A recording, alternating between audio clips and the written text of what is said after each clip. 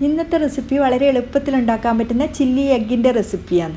നമ്മൾ പൊതുവേ ചില്ലി ചിക്കനൊക്കെ ഉണ്ടാക്കാറില്ലേ, അതുപോലെ തന്നെ ചെയ്യുന്ന ഒരു റെസിപ്പിയായത്.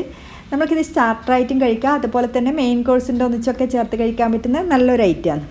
ഇപ്പോൾ ചില്ലി എഗ്ഗ് ഉണ്ടാക്കാൻ വേണ്ടിയിട്ട് ഞാനിവിടെ 3 മുട്ട എടുത്തിന് നന്നായിട്ട് പുഴുങ്ങിയതിന് ശേഷം അതിൻ്റെ തൊലിയെല്ലാം കളഞ്ഞെടുക്കണം.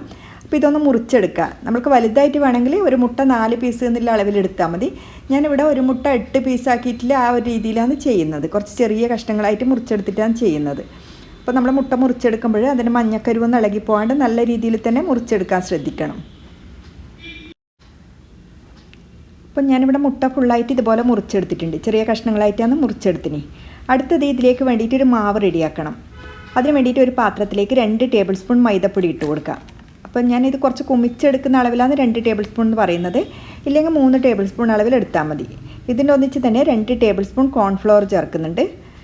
അടുത്തത് ഇതിലേക്ക് 1/2 ടേബിൾ സ്പൂൺ അരിപ്പൊടി ചേർത്ത് കൊടുക്കുക. സാധാരണ പത്തിരിപ്പൊടി എടുത്തിന് നല്ല ക്രിസ്പിയായി കിട്ടാൻ വേണ്ടിയിട്ടാണ് അരിപ്പൊടി ചേർക്കുന്നത്. ഇതിൻ്റെ ഒന്നിച്ച് ഒരു 1/4 ടീസ്പൂൺ ഉപ്പ് ചേർത്ത് കൊടുക്കുന്നുണ്ട്. 1 ടീസ്പൂൺ ഇഞ്ചി വെളുത്തുള്ളി പേസ്റ്റ്. ഇതെല്ലാം ചേർത്തതിന് ശേഷം ഇതിലേക്ക് വെള്ളം ചേർത്ത് ഇത് കട്ടിയായിട്ടുള്ളൊരു മാവാണ് റെഡിയാക്കേണ്ടത്. കുറച്ചായിട്ട് വെള്ളം ചേർത്ത് മിക്സ് ചെയ്ത് നോക്കണം. അതിനുശേഷം വീണ്ടും വെള്ളം ചേർത്തിട്ട് ആ ഒരു അളവിലാണ് നമ്മൾ എടുക്കേണ്ടത്. ഒരുപാട് കട്ടിയിലുമല്ല നേർത്ത വിധത്തിലുമല്ല, ഒരു മീഡിയം കട്ടിയിലാണ് നമ്മൾ ഈ മാവ് റെഡിയാക്കേണ്ടത്.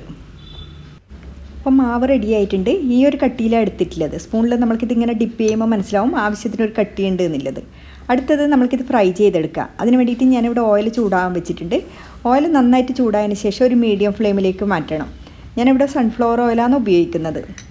അതുപോലെ മാവ് റെഡിയാണ്. അതിൻ്റെ ഒന്നിച്ച് തന്നെ ഞാനിവിടെ ഒരു ഫോർക്ക് കൂടെ ഉപയോഗിക്കുന്നുണ്ട്. നമ്മൾ മുറിച്ച് വെച്ച മുട്ട ഇതുപോലെ മാവിൽ ഡിപ്പ് ചെയ്തതിന് ശേഷം ഒരു ഫോർക്ക് ഉപയോഗിച്ചിട്ട് നന്നായിട്ട് ആ കോട്ടിങ് കൊടുത്തിട്ട് വേണം നമ്മൾ ഫ്രൈ ചെയ്തെടുക്കാൻ.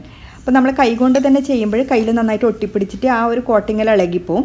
ഇങ്ങനെ ഫോർക്ക് ഉപയോഗിച്ചിട്ട് ചെയ്യുമ്പോൾ കുറച്ചുകൂടി ഈസി ആയിട്ട് നമുക്ക് ചെയ്യാൻ പറ്റും. അതുപോലെ നമ്മൾ ഓയിലിൽ ഇതുപോലെ ഇട്ട് കൊടുക്കുന്ന സമയത്ത് ഒരുപാട് ഒന്നിച്ചിടാൻ പാടില്ല. ആവശ്യത്തിന് മാത്രം ഇട്ടിട്ട് വേണം നമ്മൾ ഫ്രൈ ചെയ്തെടുക്കാൻ. അപ്പോൾ ഞാൻ ഏകദേശം ഈ ഒരു അളവിലാണ് ഇട്ടിന്. ഒരു സൈഡ് നന്നായിട്ട് മൊരിഞ്ഞ് വന്നതിന് ശേഷം മാത്രം മറച്ചിട്ട് കൊടുക്കാനും ശ്രദ്ധിക്കണം. അപ്പോൾ നമ്മൾ ഫ്ലെയിം ശ്രദ്ധിക്കണം. ഒരു മീഡിയം ഫ്ലെയിമിനേക്കാളും കുറച്ച് കൂടുതൽ ആ ഒരു ചൂടിലാണ് ഞാൻ വെച്ചിട്ടുള്ളത്. അതിനുശേഷം നമ്മളിങ്ങനെ ഒരു സൈഡ് മൊരിഞ്ഞ് വന്നാലാണ് മറച്ചിട്ട് കൊടുക്കേണ്ടത്. 2 സൈഡും നന്നായിട്ട് മൊരിഞ്ഞ് നല്ലൊരു ഗോൾഡൻ കളറായി വന്നതിന് ശേഷം മാത്രം ഓയിലിൽ നിന്ന് എടുക്കാൻ ശ്രദ്ധിക്കണം. അപ്പോൾ ഇതുപോലെ നല്ല രീതിയിൽ മൊരിഞ്ഞ് വന്നതിന് ശേഷം ഒന്ന് ഫ്ലെയിം കൂട്ടി കൊടുക്കണം. നന്നായിട്ട് ചൂടായതിന് ശേഷം മാത്രം ഓയിലിൽ നിന്ന് എടുക്കാനും ശ്രദ്ധിക്കണം. അപ്പം ഞാൻ ഇതുപോലെ എടുത്തിട്ടുണ്ട്. ബാക്കിയുള്ളത് നമുക്ക് ഇതുപോലെ തന്നെ ഫ്രൈ ചെയ്തെടുക്കാം.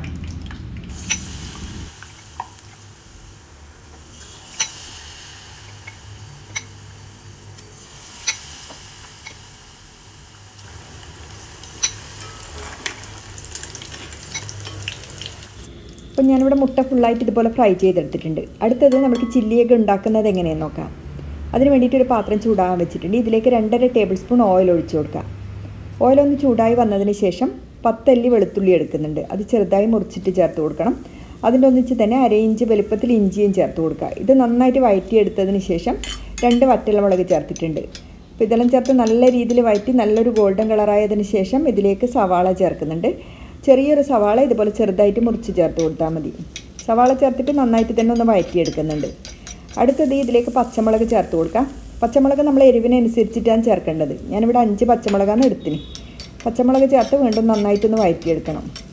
അടുത്തത് ഇതിലേക്ക് ചില്ലി പേസ്റ്റ് ചേർക്കുന്നുണ്ട്. 1 ടീസ്പൂണാണ് ചില്ലി പേസ്റ്റ് ചേർത്തിന്. അതിൻ്റെ ഒന്നിച്ച് 3 table spoon tomato sauce. Tomato sauce കുറച്ച് കൂടുതൽ തന്നെ ചേർക്കണം. അതുപോലെ 1 ടീസ്പൂൺ സോയാ സോസ് ചേർക്കുന്നുണ്ട്. ഇതെല്ലാം ചേർത്ത് വീണ്ടും നന്നായിട്ട് വഴറ്റിയെടുക്കണം. അപ്പോൾ നമ്മൾ ചേർത്ത സോസിനെല്ലാം ഒരു പച്ച ടേസ്റ്റ് ഉണ്ടാവും. അതെല്ലാം മാറുന്ന വിധത്തിൽ തന്നെ വഴറ്റിയെടുക്കാൻ ശ്രദ്ധിക്കണം.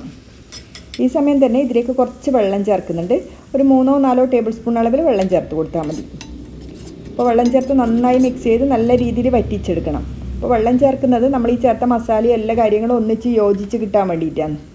അപ്പോൾ ഈ സമയം തന്നെ ഞാൻ ഇതിലേക്ക് ഒരു 1/2 ടീസ്പൂൺ വിനാഗിരി, 1/4 ടീസ്പൂൺ ഉപ്പ്, 1/2 ടീസ്പൂൺ പഞ്ചസാര ഇത്രയും ചേർത്തിട്ടുണ്ട്. ഇതും നന്നായിട്ട് മിക്സ് ചെയ്തെടുക്കാം. അപ്പോൾ നമ്മൾ ചേർത്ത വെള്ളമെല്ലാം നല്ല രീതിയിൽ വറ്റി വരണം. ആ രീതിയിലാണ് എടുക്കേണ്ടത്.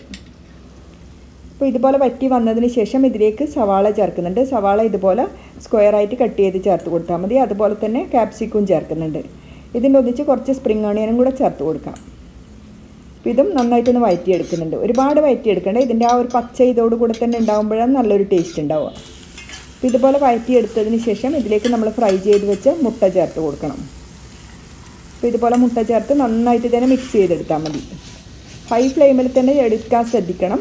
നല്ല രീതിയിൽ മിക്സ് ചെയ്ത് കഴിഞ്ഞാൽ ചില്ലി എഗ്ഗ് റെഡിയാവും. അപ്പോൾ ഇത് ചൂടോടുകൂടെ തന്നെ കഴിക്കാൻ ശ്രദ്ധിക്കണം, കാരണം മുട്ടയിലൊരു കോട്ടിങ് കൊടുത്തിട്ടാണ് നമ്മളിത് ചെയ്യുന്നത്. അപ്പോൾ ഇത് പെട്ടെന്ന് തന്നെ സോഫ്റ്റ് ആയിപ്പോവും. അപ്പോൾ ചൂടോടുകൂടെ കഴിക്കുമ്പോഴാണ് നല്ല ക്രിസ്പി ആയിട്ട് നല്ല രീതിയിലുണ്ടാവുക. അപ്പോൾ ഈ ഒരു ചില്ലി എഗ്ഗ് റെഡി ആയിട്ടുണ്ട്. നമ്മൾക്കിത് പ്ലെയിനായിട്ട് സ്റ്റാർട്ടറായിട്ടും കഴിക്കാം, അല്ലെങ്കിൽ മെയിൻ കോഴ്സിൻ്റെ ഒന്നിച്ചൊക്കെ കഴിക്കാം. ഫ്രൈഡ് റൈസ്, നൂഡിൽസ്, അതുപോലെ ചപ്പാത്തിൻ്റെ ഒന്നിച്ചൊക്കെ ചേർത്ത് കഴിക്കാനും നല്ലൊരു ടേസ്റ്റാണ്. അപ്പോൾ തീർച്ചയായിട്ടും ട്രൈ ചെയ്ത് നോക്ക്. ഫീഡ്ബാക്ക് അറിയിക്കാൻ മറക്കരുത്. വീണ്ടും പുതിയൊരു വീഡിയോ ആയിട്ട് കാണാം. താങ്ക്